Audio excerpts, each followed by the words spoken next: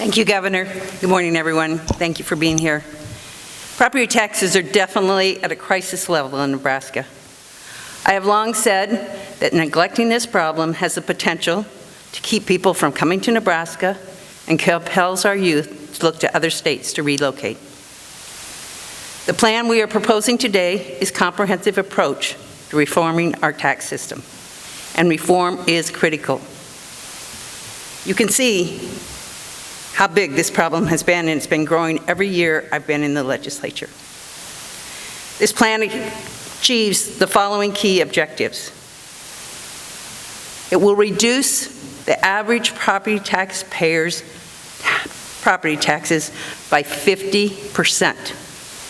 50%. The state, finally, will fulfill its constitutional obligation and take on more responsibility in funding K-12 education. Local control will be maintained. They will still have school board members who can focus on students and teachers' needs and learning outcomes, instead of being in the rotunda every year while we're in session begging for money. They can take care of students and teachers. Public safety will be protected. Local governments will have a softer cap on this type of spending, which will allow them to ensure that those needs are met in their respective communities. It puts a curb on local spending. Local spending is the crux of the problem. The state of Nebraska, as you all know, doesn't collect property taxes, which is why we must have hard caps on local property taxes.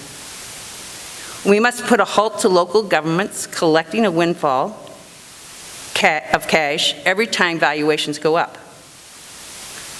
There is no reason to exceed the caps. If there is a reason, if there's a reason to exceed the caps, it goes to a vote of the people. That's the most local control you can possibly have, is a vote of the people. Finally, and this is important, this plan relies heavily on cutting spending at the state level and using that savings to bring relief to taxpayers.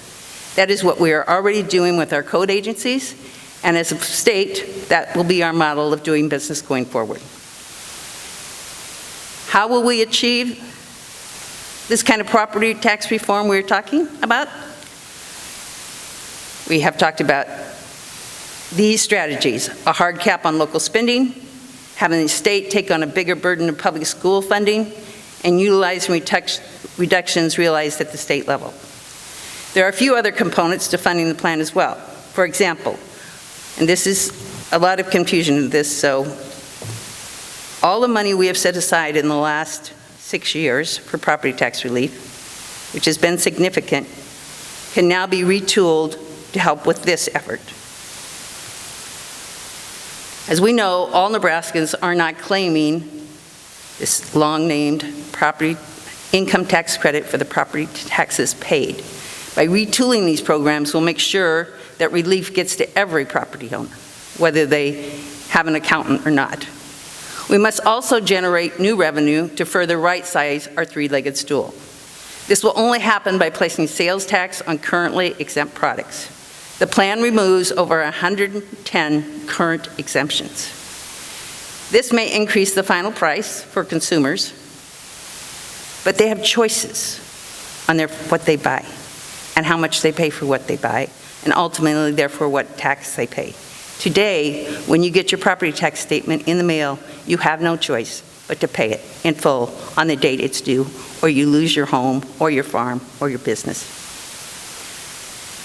Importantly, and this has been agreed in both working groups and all through all our talks, food that you buy at a grocery store or at a quick shop, food, bread, butter, milk, eggs, meat will not be taxed, nor will medicine. Essentials, food and medicine, will not be taxed. The ultimate benefit of this plan, once fully implemented, Nebraska will collect $1 billion less in taxes. While some may try to convince you that this is a tax increase, this plan is a tax decrease. This is a fair plan which expands the base, brings some necessary controls to local spending, provides some vows that allow for spending as needed, calls on the state to take on a bigger portion of school spending.